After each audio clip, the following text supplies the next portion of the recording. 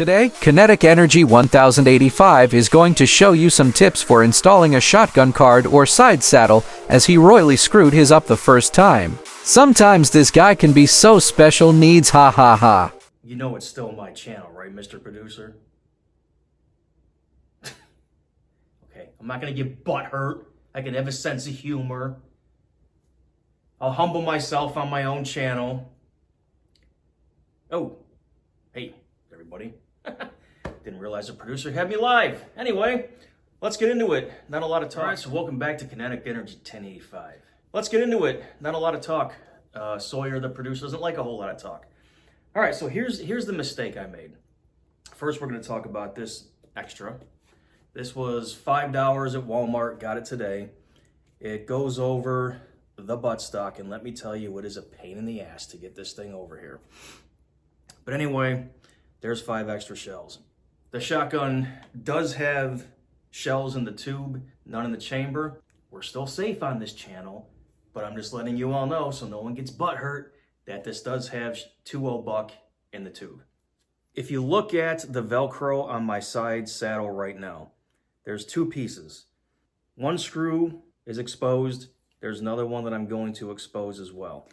That's for adding any accessories that go over the receiver.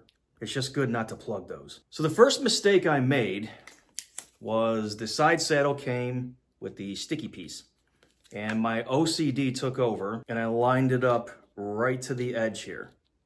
Okay, right to this edge. And it went all the way back to here, and I even cut a piece off to make it contour to the receiver. Now, here's what went wrong. So with the card, the shotgun card, or side saddle, if you will, mounted onto that Velcro, I go to pump the shotgun, test it. Yeah, that's what happened.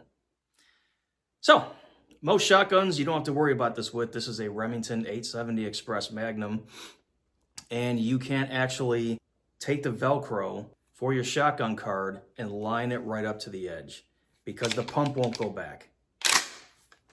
So what I did was I pulled it off, and of course it will never go back to sticking and adhering the same way it did. I used RTV. I used Gorilla Glue to try to get it to stick back again, and it just wouldn't work. So I ripped it off. I went to Walmart and got this Velcro. It's both sides. I forgot what it's called, but it's the adhesive side and the Velcro side. So this time, I moved the pump back, and I put 2 squares on it. I'm going to get into why in a second. I didn't put 1 full piece on because I watched other videos of people who had a problem with certain shotgun cards. This is what's called the card, where they were kind of contoured. They weren't completely flat. And when they mounted their shotgun card onto the adhesive, it would kind of pull up on the adhesive and make the sides detach from the receiver of the shotgun. So the first thing I learned was pull your pump back and then start setting your adhesive where it's past the part where the pump will go. Second, don't try to pull it off and stick it back on. Nothing's gonna help.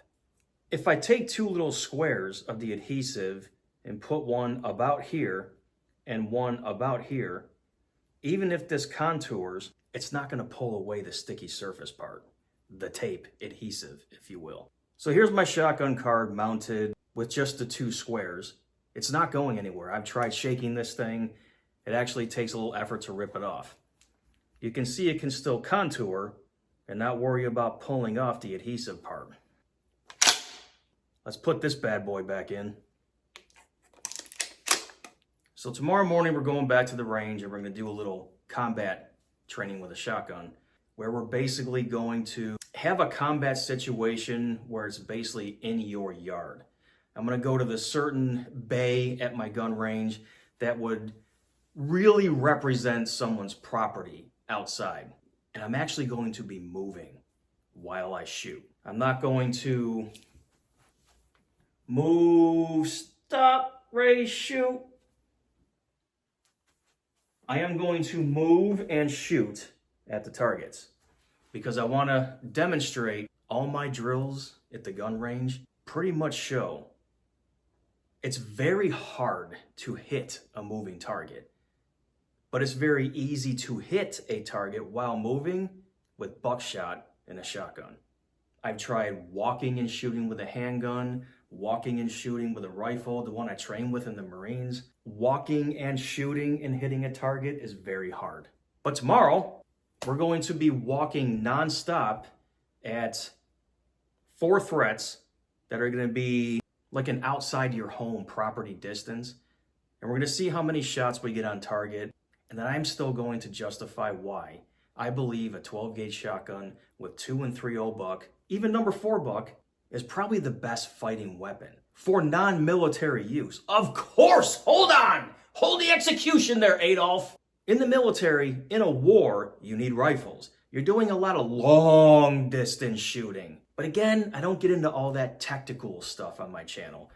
I talk about realistic, real life. What the hell are you and I gonna face in real life? Yeah, I was in the Marines. Yeah, I went through firearms training. I went through my school of infantry after recruit training. But I don't get into all this crazy jargon. Really showing someone how to reload as fast as possible. It's an accident waiting to happen. See you tomorrow at the gun range. Semper Fi. Yeah.